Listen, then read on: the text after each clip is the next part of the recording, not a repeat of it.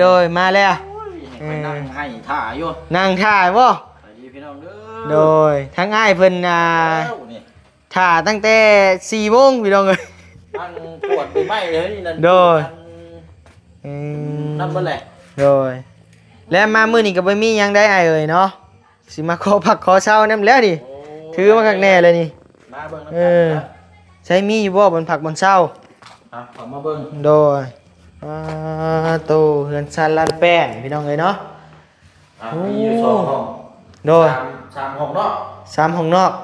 บ่กล้านอนดอกมันหนาวได้แฟนหั่นน่ะหนาวแฟนหั่นน่ะนี่โอ้ยแฟนเฮาไปอบอุ่นได้ซ้ำกันชื่อบ่จักอะนี่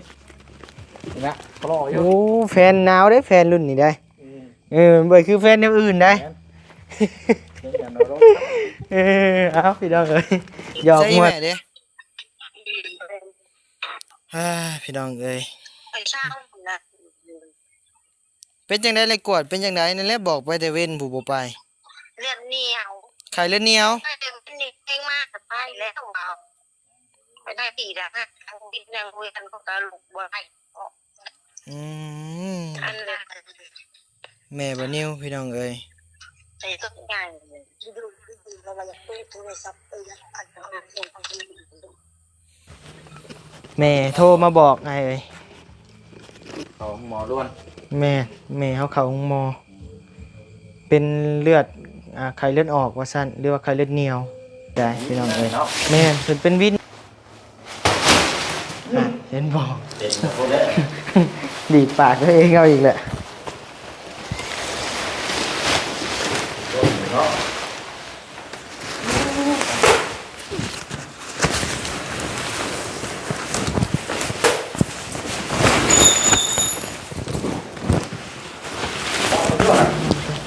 เต้น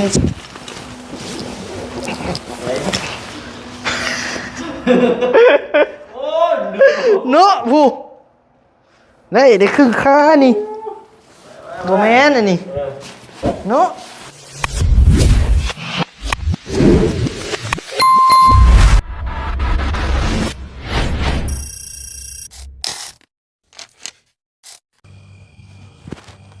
พี่น้องเอ๋ยเนาะโตเปิดคลิปเปิดภาพมาในบัดนี้พี่น้องเอ๋ยเนาะอยู่เฮือนอยู่ซานเบาเสียงเด้อพี่น้องเด้อเนาะทางบานิวกะเปิดคลิปเปิดภาพมาหลังจากมาแต่เฮือนลุงเฮิมพี่น้องเอ๋ยเนาะก็นี่แหละพี่น้องเอ๋ยเนาะเดินทางมาพักเช้าอยู่เฮือนเบาเสียงเด้อพี่น้องเด้อเนาะมานอนเอามือเอาวันพี่น้องเอ๋ย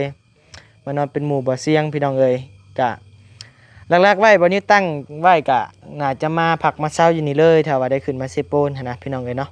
สิมาพักมาเช้าอยู่พี่เลยนะว่ามาอาศัยอยู่น้ำเพลินพี่น้องเอ๋ยเนาะและเงินบ่เสียงกะโอเคบ่ใหญ่บ่น้อยพี่น้องเอ๋ย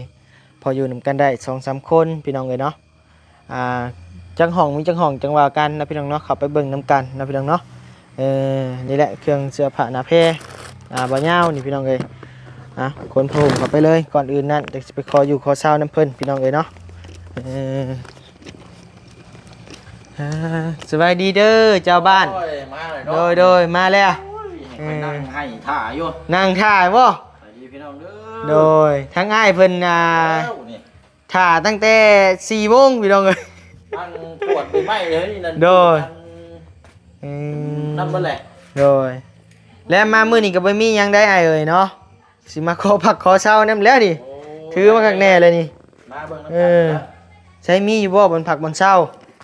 ขอมาเบิ่งโดย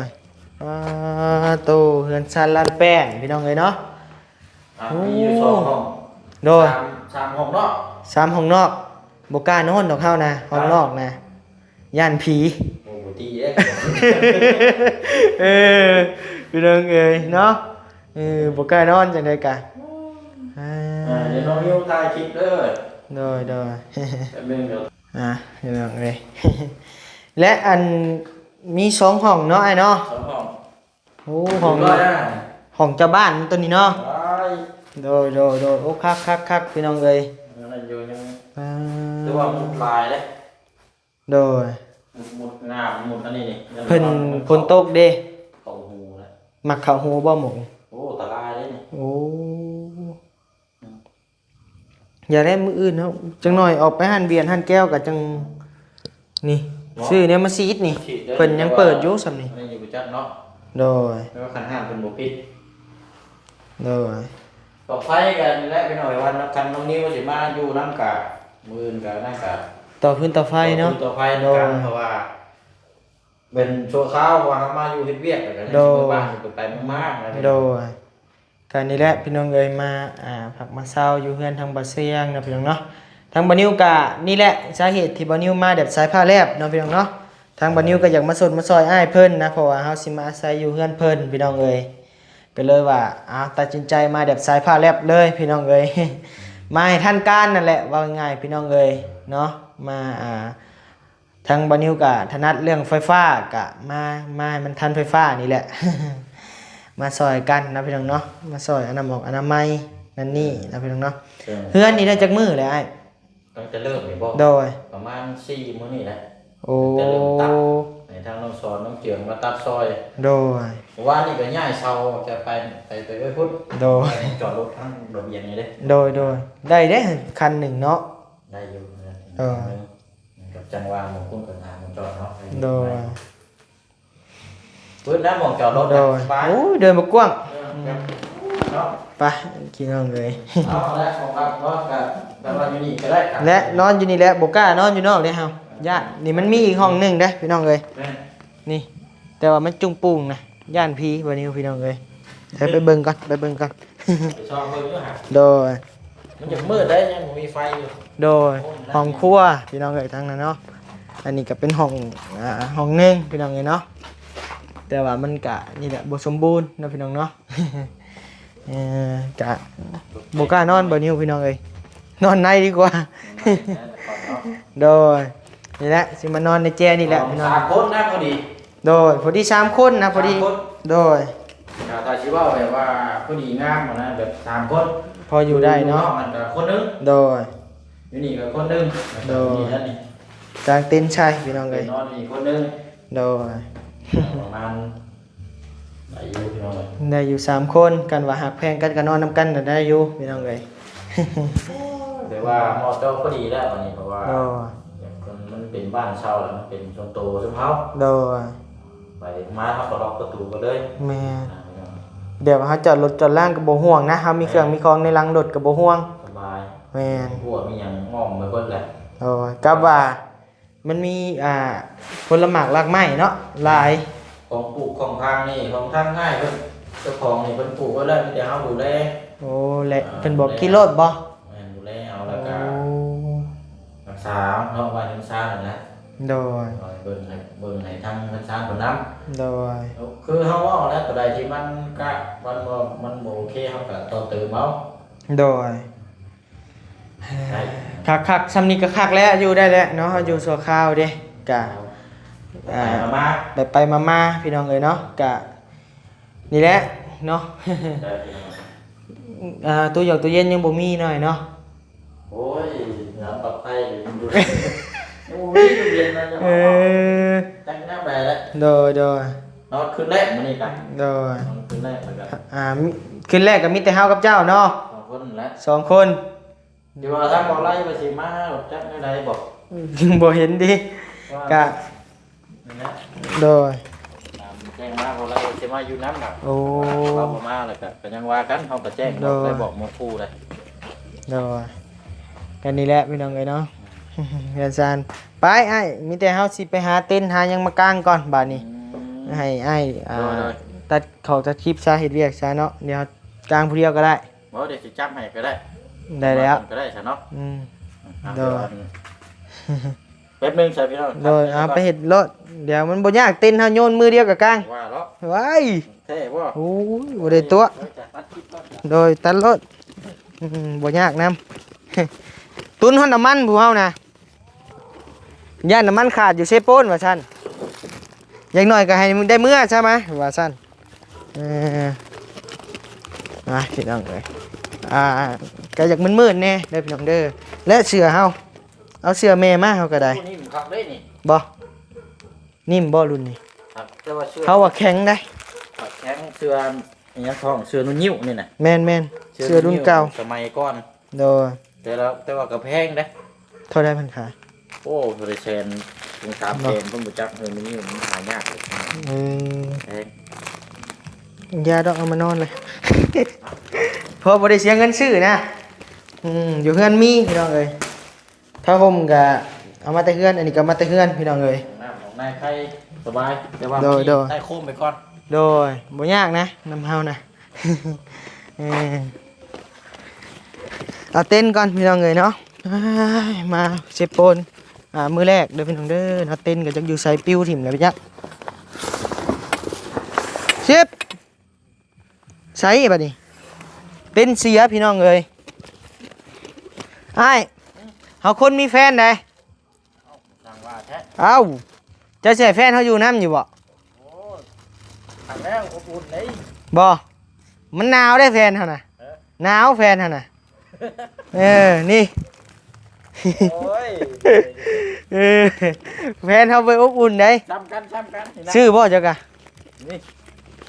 นะคลออยู่ โอ้แฟนหนาวได้แฟนรุ่นนี้ได้บ่คือแฟนแนวอื่นได้ เดี๋ยวเราลง เอาพี่น้องเอ้ยหยอกม่วนหัวแซวกันพี่น้องเอ้ยเนาะไปบัดนี้คนเครื่องก่อนจักหน่อยพี่น้องเอ้ยใช่แม่เด้พี่น้องเอ้ย ไปเช่านะ เป็นจังได๋เลยกวดเป็นจังไดนั่นแหละบอกไปแต่เว้นผู้บ่ไป เลือดเหนียว ไข่เลือดเหนียว ไม่เป็นนี่เองมากไปแล้วเอาไปได้ตีละฮะทางบินยังคุยกันก็ตลกบ่ได้ อืม อันละ แม่บ่นิวพี่น้องเอ้ย ใส่ทุกอย่างดูเราอยากตู้โทรศัพท์อยากอัด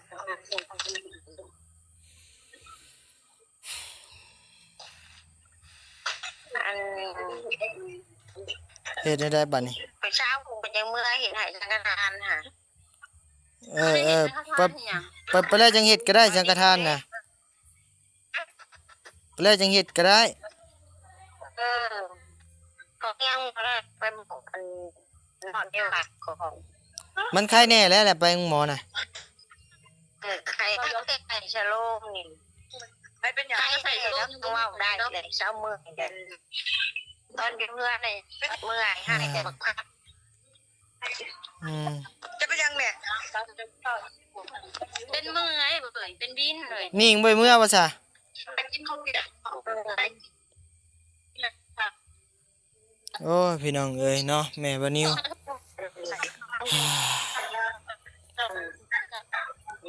เท่านี้แล้วแป๊บนึงเท่านี้แหละโอ้ยพี่น้องเอ้ยเนาะมีเรื่องถูกใจอีกแล้วบ่นิวพี่น้องเอ้ยข่าวให้พี่น้องเอ้ยเนาะเฮ็ดจังได๋สิบ่ได้เมื่อผู้บ่พี่น้องเอ้ยเนาะ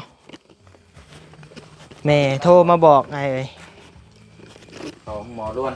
แม่เขาเข้าหมอเป็นเลือดไข้เลือดออกว่าซั่นหรือว่าไข้เลือดเหนียว เป็นวินนะเนาะ แม่นเพิ่นเป็นวินมื้อเช้านี้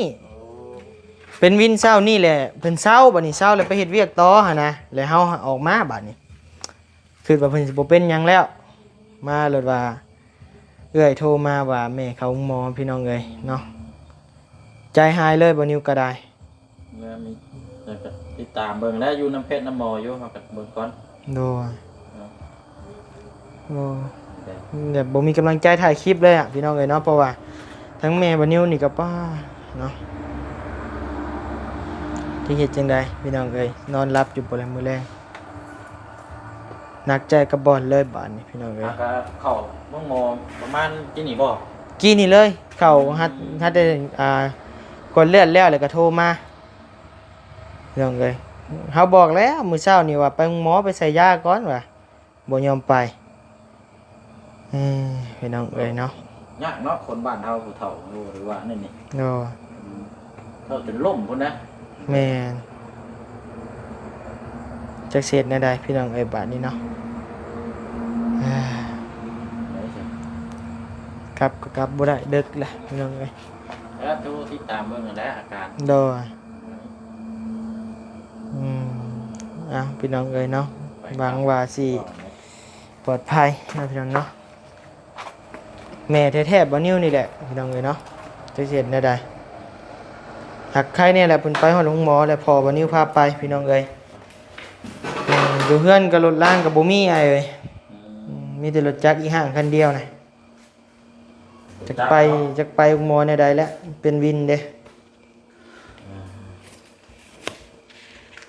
หนักใจเลยบาดนี้พี่น้องเอ้ยและกางเต็นท์ก่อนพี่น้องเอ้ยเนาะจังว่ากัน เป็นแล้วก็จะ เดี๋ยวจังหน่อยจึงสิโทรถามอาการเบิ่งเนาะพี่น้องเนาะทั้งแม่เพิ่นว่าสิไปลงวัดเฮ็ดสังฆทานให้แม่ฮักเฮาอยู่ว่ะแต่ก็มาเป็นอันนี้ซับบัดนี้ดูใจกับบ่อนเลยนี่อ่ะหันใจผืดแน่นเอิกเลยเฮ็ดได้พี่น้องเอ้ยเห็นบ่ เป็นหมดแล้ว ดีดปากตัวเองเอาอีกแหละ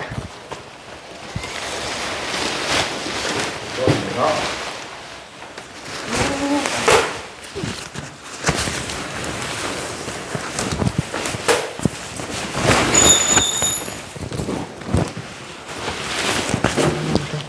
เต้นซื้อแต่2 ปี 3 ปีที่แล้วจักมาซื้อเนี่ยแต่เฮิงเลยได้ นอนเดี๋ยวอยู่ป่าอยู่ตรงข้างได้นี่ โดยเพราะว่ามันเป็นแพนานะ ข้างหน้าผมหมอกเนี่ยสบายเลย โดย หมอกเป็นยังไง นั่นถึงใหญ่ ใหญ่เลยอืม เป็นร้านอาหารเนาะ โดย โอ้ครับ นี่แหละพี่น้องเอ้ยเนาะมาสู่เวียกสู่งานกะมีเรื่องมาพี่น้องเอ้ยจังไหนแหละพังเบิ่งพี่น้องเอ้ยคะแนนว่าเป็นแห้งก็สิได้แล่นกลับเลยแหละ เป็นอย่างนั้นเนาะติดตามอาการเบิ้ง โดยหากเพิ่นเว้าได้อยู่เพิ่นโทรมากินนี่ก็เว้าได้อยู่บัดนี้ถ่ายคลิปไว้อยู่เดี๋ยวบัดนี้เอาขึ้นให้เบิ่งพี่น้องเอ้ยตกใจเห็นแม่นอนโรงหมอเลยกับพี่น้องเอ้ยเพราะว่าแม่บัดนี้นี่ก็เว้าง่ายก็เป็นตัวหลักนะในครอบครัวเดี๋ยวแบบจังไดฮู้แหละ แม่เว้ยเนาะ รักเนาะไปไปด้วยกัน แม่ว่าง่ายแม่เห็นแม่เป็นอันนี้ก็นั่นแหละจังแนวใด นะเนาะเดี๋ยว จังว่า หายดีหายเศร้าเนาะมือ โดย นั่นก็จังผู้ติดตามอาการแล้ว โดย บ่นั่นครับก็จะเป็นจังทาง โดย ว่านั่นก็นอนพักผ่อนดูสุ หากเอใจอยู่เอใจแต่เศร้าผู้แหละเพิ่นเป็นวินแรกๆหั้นนะกะอยากพาเพิ่นไปโรงหมอแต่กะเพิ่นบ่ไปเช้านี้พี่น้องเอ้ยก็เลยว่าเพิ่นลุกขึ้นมาบัดนี้เพิ่นนอนเพิ่นหนาวลุกขึ้นมาเลยว่าไปเฮ็ดเวียกต่อนะเบิ่งนี่เพราะว่าเพิ่นเฮ็ดขนมเด้แล้วยามไปเฮ็ดเวียกต่อนะแล้วก็เพิ่นไปหาซื้อเครื่องเฮ็ดสังฆทานแหละมื้ออื่นพี่น้องเอ้ยเฮ็ดให้ทางแม่ฮักนั่นแหละเนาะก็มาเลยว่าบ่ได้เฮ็ดครับบัดนี้พี่น้องเอ้ยเข้าโรงหมอครับญาติพี่น้องเอ้ยเดี๋ยวบัดนี้โทรติดตามอาการเบิ่งนะพี่น้องเนาะไปอ้าย ครับผม เดี๋ยวปูบนอยู่บนนอนก่อนว่าจังไดจังว่ากันอีกเท่านึงพี่น้อง ไม่ คะแนนพอนอนผู้เดียวนี่เขาตื่นได้เสียงแบบนี้ เนาะพูด พูดได้ มันตอดตาเด้ตอดบ่ โอ้มีครูนี่ใช่ไรนี่ บ่ มีผิดได้นี่ ไปพี่น้องเอ้ยปูบอลปูผ่าก่อนได้แล้วอ้ายเดี๋ยวจัดการเองผู้เดียวก็ได้บ่ยากดอกครับคือกับใครกันนะดึงไปฮันเนาะ โดยมีอยู่โดย จังคอยไล่ โดยกะปลั๊กไฟเอามานำอยู่ปึ๊บพี่น้องบ่ปิดหัวไปทางใดอะ ฮะเดี๋ยวเอาคุณรัตเวนออกมานะ ตะเวนออกบ่ทางนี้แม่นแล้วใช่ไหมสุดทุนแล้ว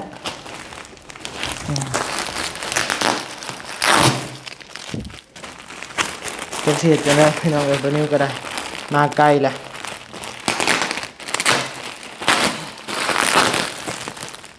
มาว่าเนาะ โดย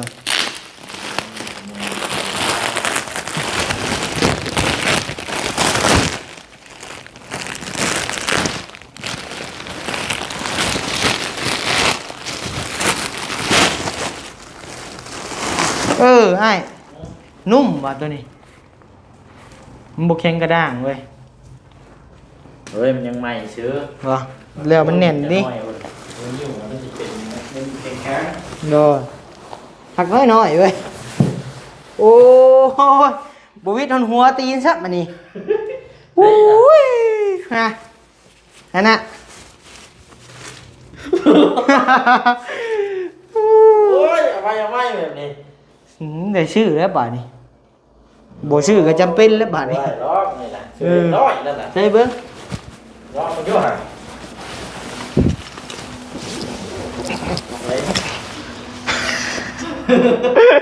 โอ้ย เนาะผู้ได้ครึ่งค่านี่บ่แม่นอันนี้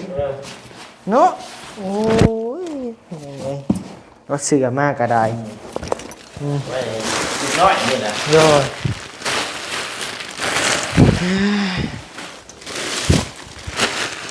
ไปพี่น้องเอ้ยเนาะทางบันยูปูคือปูบอลเลยก็สิโทรติดตามเบิ่งอาการแม่ก่อนพี่น้องเอ้ยจังไดก็จังว่ากันอีกเทื่อหนึงเด้อพี่น้องเด้อเนาะพอกันใหม่ในคลิปหน้าโดยสบายดีโดย